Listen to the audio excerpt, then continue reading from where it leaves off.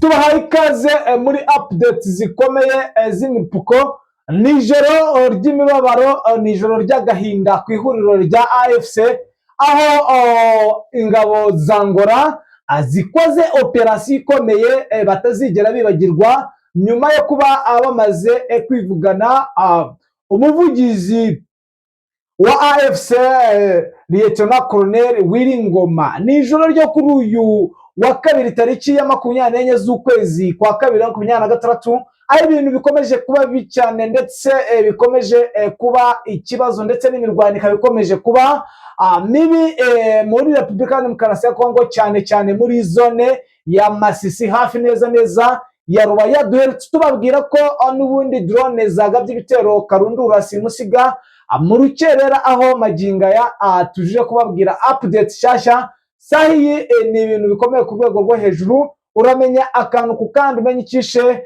ndetse n'uburyo Wiringoma yapfuyemo, umenye nuko bihagaze n'ubundi muri iri joro nk'uko twabamenyereje. Byinshi kuri rero ni munyemerere mu minota mike yonyine mbajyane ku butaka bwa Repubulika ya Demokarasi ya Kongo, umenye akantu ku kandi, umenye uko situation ihagaze, ndetse urasobanukirwa umutego karundura watumye Wiringoma ava mu buzima ndetse abasha no kuboneka.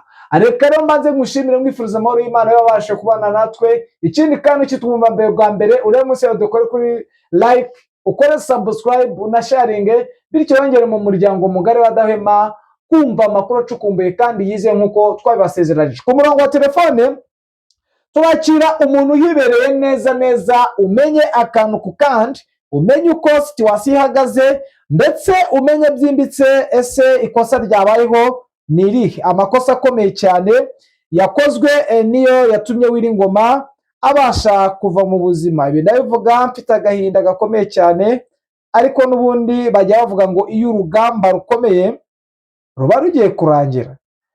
Munyemerere rero mbashe kubihanganisha mwese abafite ikibazo gikomeye ndetse cyuko uno mugabo yavuye mu buzima mu rugamba. Niko bigenda na Colonel Claude yaragiye mu minembwe.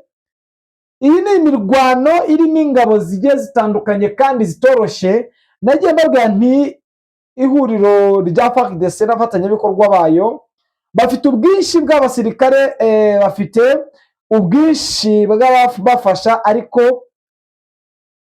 nta kundi bigenda mu rugamba, niko biba bimeze. Ni munyemere rero nakire umuroko Infoma atubwira uko situation ihagaze.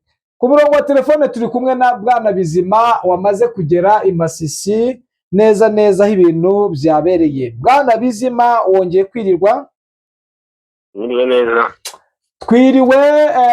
Twari tumenyereye kwa updating abakunzi bacu mu masaha 10, umbwira yuko wafashe urugendo ruva muri Sud Kivu ujya muri Nord Kivu. Ni urugendo wenda rutakubereye ruzima. Ese wabonye umutekano umeze ute?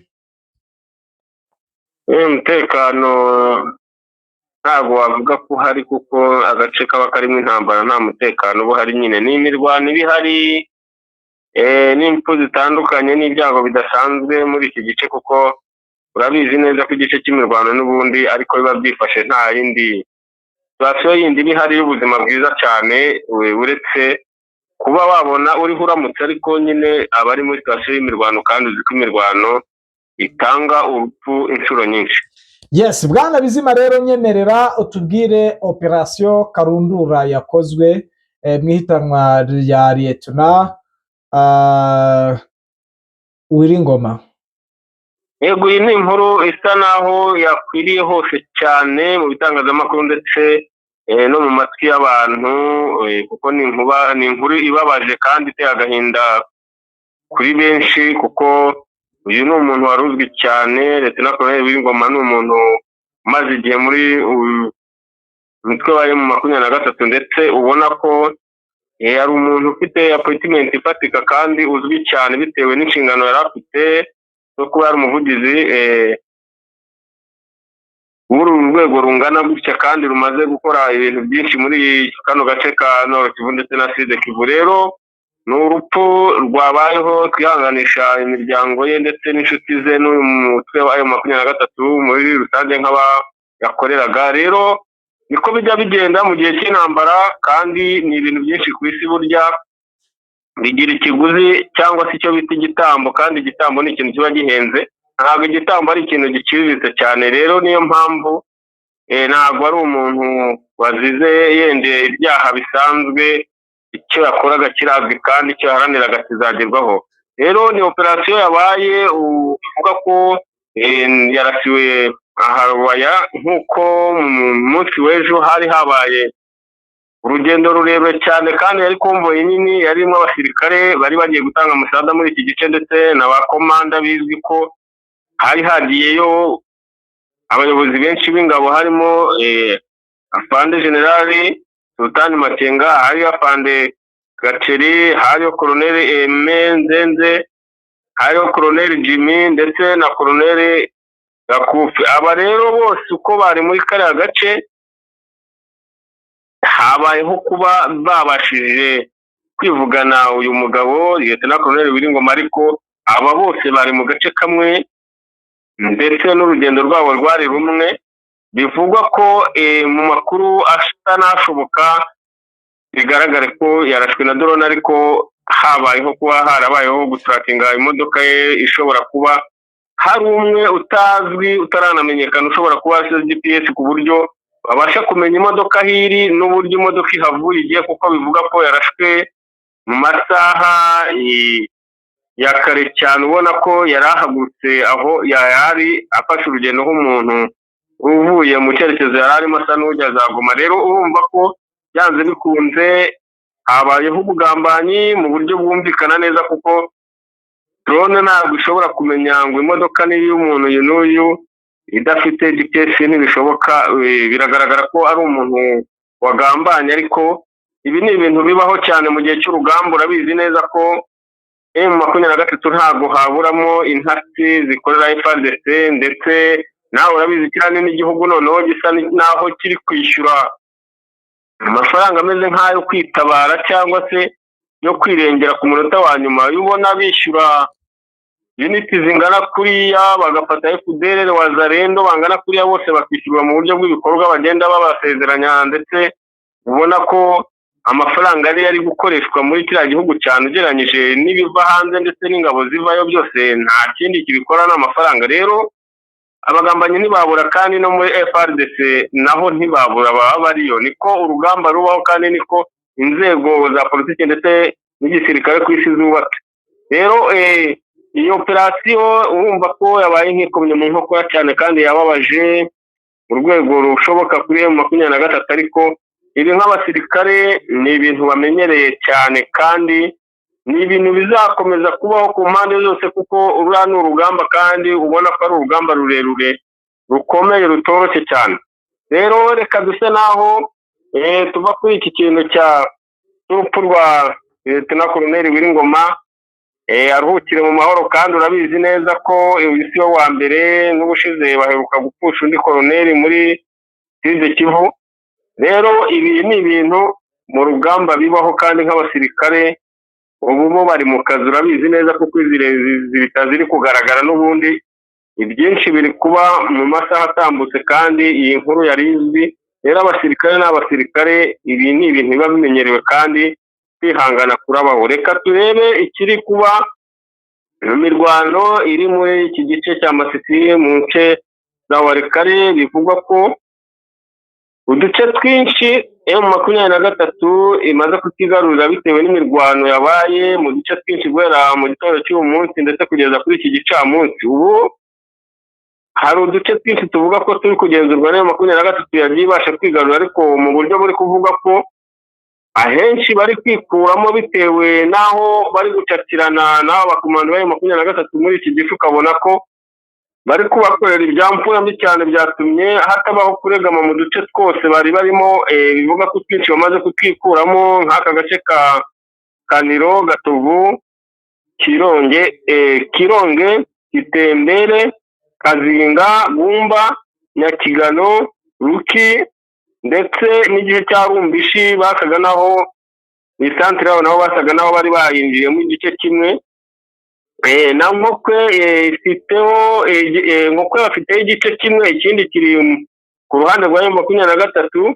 Gasenyi iri muyo bigaruriye, Gasake hose yahishubije uyu munsi, ndetse bigeze ku gicamunsi bivuga ko iri mu marembo ya Gatoyi neza, ubona ko hari imirwano iri mu mujyi, ndetse harimo abaturage bamaze gusa naho bavamo bitewe n'imirwano iri kuhabera. Rero urabona ko umuvuduko bafite intego y'uko bashaka kubakura mu duce twose n'utwo bari bamaze iminsi basa n'abaryamyemo batuje bitewe n'imbaraga ziri kuhakoreshwa n'umuvuduko bafite, ku buryo bashobora kubageza mu nce za Walikale inyuma cyane, ku buryo batazongera kugira ahantu babukikanira n'igice cya Masisi uretse kuba hakoreshwa drone. Kandi ni umugambi mugari bafite wo kuba iki gice kigiye gushyirwamo imbaraga mu buryo bashyiraho pozisiyo zihamye cyane ku ruhande rwa 23, ku buryo nta mwanzi uzongera kuza nk'uko bigenze mu minsi itambutse. Tubona ko bari barahanegirije mu buryo kwashyira imbaraga nkeya cyane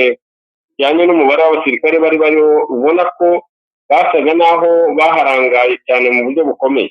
Rero imirwano nuko yifashe muri iki gice cya Masisi, ariko ubona ko ifite mu 23 zishobora kuza gutanga umusaruro ku ruhande rwabo munini cyane bijyanye n'ibikorwa bafite ndetse n'imbaraga ziri gukoresha. Bwana Bizima, biravugwa ko abasirikare b'aba FDL cyangwa aba FARDC bamaze kwiyambura imyenda bakaba bigiriye mu baturage, akaba ari mpamvu bari gukora operasiyo ziri gutuma hapfa abasirikare bagiye batandukanye. Nubwo hapfuye Lieutenant Colonel Wiringoma, biravugwa ko hari n'abandi basirikare bakomeje gupfa. Bwana Bizima, bimeze bite? Ese hari operasiyo zatangiye zo kugenda bamenya akantu kandi mu baturage bari muri ibyo bice? Oya, na operasiyo ni ukuvuga ngo igice kirimo intambara, kumva ngo uyu n'uyu yapfuye, ntabwo amakuru ari uko aba yatanzwe n'uhari gusa, kuko habaye hariho icyo ngicyo ndetse no mu bo mukorana ntabwo habura umuntu ukora icyo ngicyo. Ariko ibijyanye n'abasirikare biyambura bagasigara mu duce twinshi, ugiye no muri Goma ubona kandi ari umujyi, kandi uzi ko habamo abasirikare benshi bari 23, abantu biyambuye barimo ushobora gusanga barenga n'igihumbi. Ariko iyo kese ntabwo yari yakabaho na rimwe yo kumva ko habaye iki kintu. Rero iki kintu kiba cyabaye hariya gituma abantu bavuga byinshi cyane, bakagaruka no ku bintu bidahari, ariko amakuru ashoboka iyo ikintu nka kiriya kigiye kuba operasiyo nk'iri bateguwe igihe kinini cyane, kandi igirwamo uruhare n'umuntu ukuri hafi cyane, kuko ntabwo wavuga ko hari umuntu wari wambaye civile muri icyo gice wari kumenya ko iyo modoka ivuye aho abo bayobozi bari yerekeje mu kindi cyerekezo, kandi atari umusirikare uzi uburyo haba harinzwe. Rero icyo ni ikintu cy'umuntu wa hafi ndetse ndani mu gace uherereyemo ushobora gukora icyo. Yes, Bwana Bizima, byifashe bite ngo twapudetinga abakunzi bacu tuba twarahemera iminota mike? Imirwano iracyakomeye cyangwa yahagaze? Imirwano hano ntabwo igihagarara, kuko ntabwo baba bishyuwe gukora amasaha. Imirwano ihoraho, n'ubu tuvugana hari uduce turi kumvikanamo imbunda, kuko aba bahungu bahari ba Special Force ntabwo baruhuka cyane rwose ku ruhande rwa 23, kandi urabona umuvuduko n'uburakari bafite ni bwinshi cyane, ku buryo ahantu hose hari deployment zabo rwose na n'ubu babanyeganyega nta gutuza bafite. Yes, reka tugushimire tukwifuriza ijoro ryiza, n'ubundi update zo nagagaruka uri butwa updating mu rucera, kuko niho nabonye ibintu bikomeje kuba bicane. Bwana Bizima, Nego murakoze cyane. Namwe reka tubifurize ijoro ryiza mwe mwahisemo kubana natwe, n'ubundi update zo nakagaruka. Reka tubashimire tubifuriza amahoro y'Imana. Ciao, murare neza, ndetse n'abari mu kazi mugira akazi keza, nihanganisha bikomeye abarwayi, abari muri zone z'intambara, ndetse n'abakomeje kubura umuryango, cyane cyane abakomoka ku muryango wa Wiringoma wagaragaje amateka atandukanye, kandi wagaragaje urukundo mu baturage. Mwagiye mubona ibinege akora bigiye bitandukanye. Reka tubashimire, tunegereho no kubifuriza kugubwa neza. Imana niyo nkuru, bajya bavuga ngo iyo urugamba rukomeye rugize gute ruba rugiye kurangira. Ciao.